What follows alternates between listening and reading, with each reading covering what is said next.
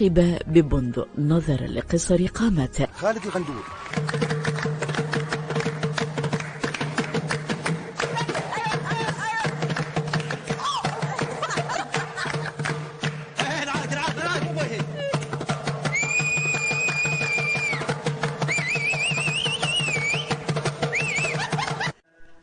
بسم الله الرحمن الرحيم. أعزائي المشاهدين، أعزائي المتابعين، السلام عليكم ورحمة الله وبركاته. أسعد الله أوقاتنا وأوقاتكم بكل خير. تحياتي لأسرة قذائف أهلاوي اللي صوتها دايما صوت قلب كل أهلاوي. تحياتي لجماهير النادي الأهلي، أعظم جمهور لأعظم نادي في الكون. طبعا أتمنى من كل اللي شاهد الفيديو ده، أتمنى من كل الأهلاوية المحترمين يرفعوا الفيديو ده لأكبر عدد من المحترمين الصفوة، لأن هو ملوش غير قطاع جماهير الزمالك، ملوش غير المشجعين بالنسبة له الزملكاويه اصحاب النفسيه المشوهه. مين السبب في جماهير الزمالك يبقى عندهم نفسيه مشوهه وعلى طول نظريه المؤامره؟ الاعلام ده هو صاحب نظريه المؤامره الكونيه على نادي الزمالك فقط. يعني الشخصيه دي هي اللي كانت بتطبل لراضي زرزور لما كان بيقول ان في صحراء وفي جن وفي جامايكا في الملعب، وطبعا ما كانش يقدر يتكلم على لاعب اخطا او غيره. لا، احنا عندنا اللعيبه 100 والعيب في الخصم. اللعيبه الجونه لما تكسب الزمالك يبقى عندهم غل كروي، مش احنا اللي عندنا اللعيبه المتخاذله. فده من الشخصيات اللي دمرت نادي الزمالك. الاعلام اللي بيحاول يوقعك، بجانب ايضا بقى الكارثه اللي حصلت بتاعه محمد الشناوي من قبل اللجنه المؤقته. قولا واحدا اهو، لجنه السؤال دي موجوده من اول السنه وقبل كده. اول قرار يتغير في لجنه المسابقات من قبل رئيس اتحاد الكره سواء عمرو جنايني او احمد مجاهد، يبقى اول قرار يتغير بناء على دماغ احمد مجاهد. يلا حبيبي، يلا بدل ما مد ايدي عليك الليله ما تهزر. من الشخصيات اللي دمرت عقليه جماهير نادي الزمالك، واصبحت جماهير الزمالك عقليتها للاسف مشوهه تماما. ما شفناش اي حد زملكاوي الا بيتكلم بهذه الطريقه، الا بقى تلاقيهم واحد ولا اتنين ولا تلاته بيتكلموا بعقليه متزنه ويقول لك ان الزمالك لازم يعيش في المظلوميه. والكلام ده كان بيقوله الكابتن حسن شحاته مع ابراهيم عيسى، وقالوا ابراهيم عيسى الزملكاوي اخو شادي عيسى اللي برضه نفسيته مشوهه تماما.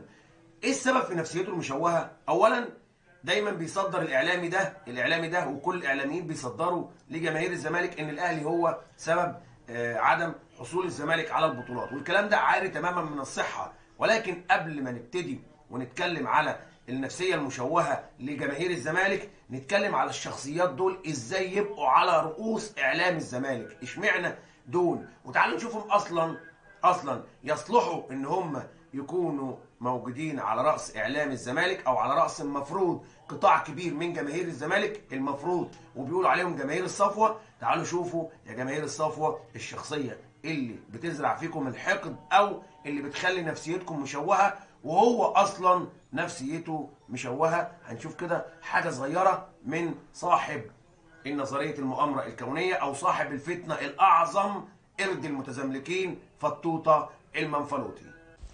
انا مين؟ فطوطة. مني ليك نظرة لعينيك هتقلك يا واد يا بنت وقلت لي انتوا مجرد اوغاد حقيره.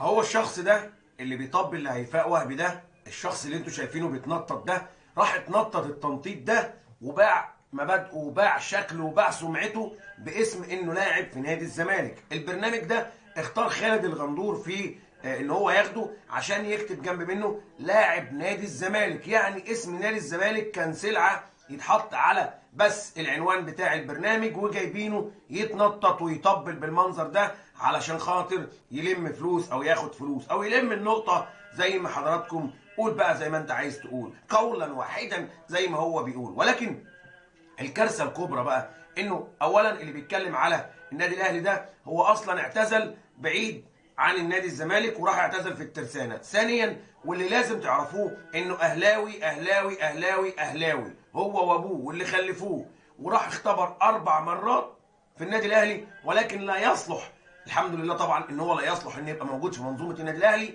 فانضم لمنظومه الزمالك، وعلشان يعيش يتغذى على الكذب والفتنه والتدليس ويضحك على قطاع عريض من جماهير الزمالك. وللاسف للاسف في ناس كتير بتصدق الرقاص ده. الرقاص ده اللي بيتكلم على حب نادي الزمالك، اول ما اتعرض عليه مدير الكوره رفض انه يبقى مدير كوره لنادي الزمالك، وراح للعرض الاكبر ماديا وانه يكون طبال مع هيفاء وهبي في البرنامج اللي حضراتكم شفتوه ده.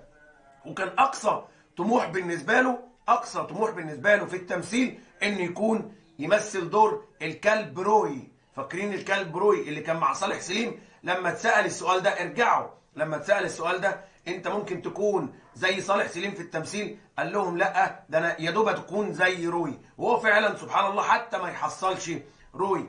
بعترف انك كنت بتبص لصالح سليم والشموع السوداء لما خدت تجربه التمثيل. لا مش للدرجه دي، انا كنت ببص الروي كلهم قالوا لي يمكن. ايوه هم حطوه، يعني في 4 اسامي. كل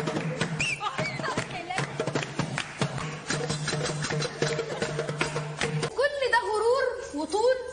انت فاكره؟ انت عارفه الهزار اللي انت بتهزريه ده؟ والله العظيم ناس تانية ده اتغر. انت فاكر اي كلمه انت بتقوليها.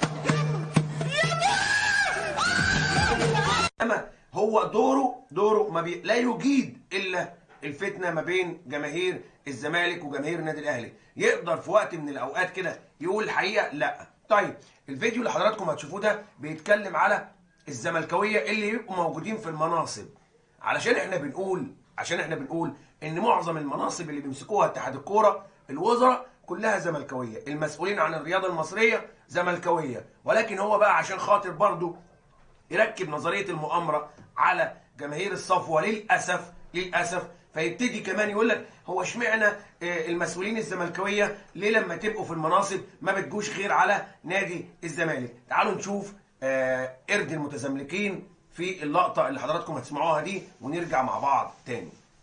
ل 30 افتح القايمه. فهنا السؤال يا جماعه، انا نفسي اعرف هو كل واحد مسؤول زملكاوي بيثبت اجابته في المنصب من خلال انه يدوس على الزمالك؟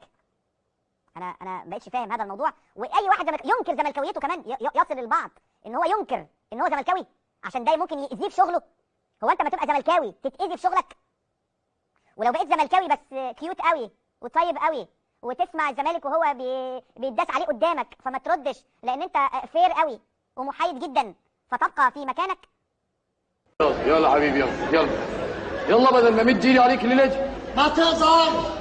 ادي خالد الغندور اللي سبحان الله مش هيتكلم غير بالطريقه دي، ما عندوش اي حاجه اصلا يتكلم فيها، ما عندوش اي معلومه ولا اصلا يعرف يتكلم ولا هو ينفع يكون اعلامي.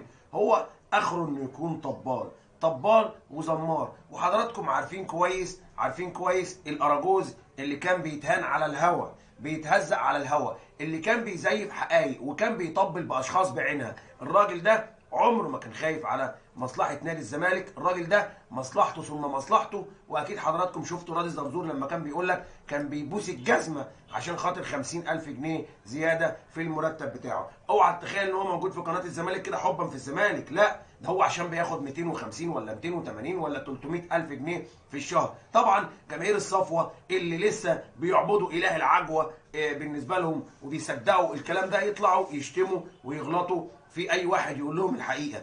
ايوه ده بيفوز وبيكسب من ورا الفتنه ما بين الاهلي والزمالك. يا حبيبي ركز بقى قدامك شويه، كفايه بقى قصه الفن والهلوسه اللي بيضحك عليك بيهم باسم الانتماء وبيسرق انتمائك انت ومشاهداتك وكل الكلام ده عشان خاطر ايه؟ شويه فلوس بالنسبه له. هو اللي كسبان بقصه قضيه المؤامره. وهو كان لاعب هزء.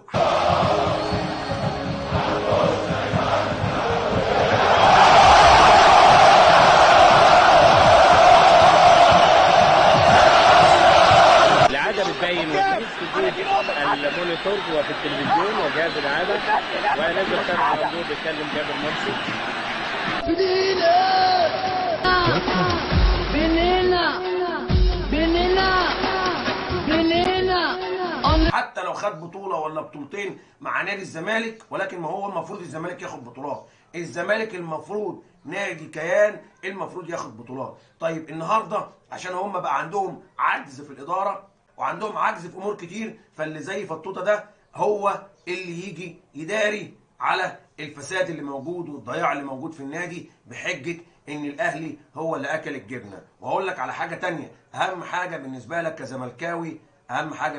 كزملكاوي انك تفرق ما بين اللي بيحب النادي الزمالك واللي بيضحك على جماهير نادي الزمالك وعلى طول حطك في قصه المؤامره. الاشكال دي اللي حطك في قصه المؤامره الناس اللي نفسيتهم وعقليتهم مشوهه فعلا ضرت عدد كبير من جماهير نادي الزمالك. ولكن ارجع لاي واحد من المحترمين بتوع الزمالك وهتلاقيهم عددهم قليل جدا، هتلاقيهم 1 أو 2 أو 3 على الاكثر ما بين قطاع كبير من الزملكاويه اصحاب عقول متزنه، ويقولوا لك الحقيقه ان اعلام الزمالك والزملكاويه عندهم مرض المظلوميه، وده طبعا شيء عاري تماما من الصحه، ولكن هم عندهم فعلا فشل اداري من قديم الازل. العيب في الفشل الاداري، ومحدش يقدر يقول الكلام ده، ولكن بيجيبوا الاشكال دي عشان تخبي وتداري على الفشل الاداري. صياحك اقترب يا قرد المتزملكين، صياحك اقترب انت وكل اللي بيقعدوا يطبلوا علشان خاطر يستقطبوا قطاع كبير من جماهير الزمالك، وهي دي بدايتك وهتكون نهايتك بنفس الشكل الى مزبله التاريخ لكل من يصنع الفتنه ما بين جماهير الاهلي والزمالك. ايا كان سيبقى الاحترام هو الباقي، والتاريخ مش هيأيد ولا هيكتب الا الناس المحترمه. وانت لما تتذكر في التاريخ قرد المتزملكين صاحب الفتنه الاعظم في الرياضه المصريه، وانت اول واحد قعدت تخترع قصه التسعه اكبر ولا السبعه والمعايير والكلام الفاضي ده علشان ما بتعرفش تعمل غير كده.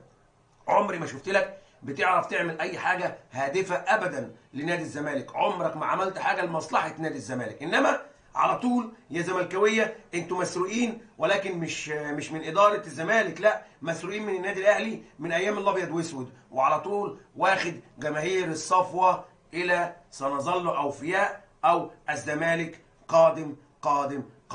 دمتم في امان الله، واتمنى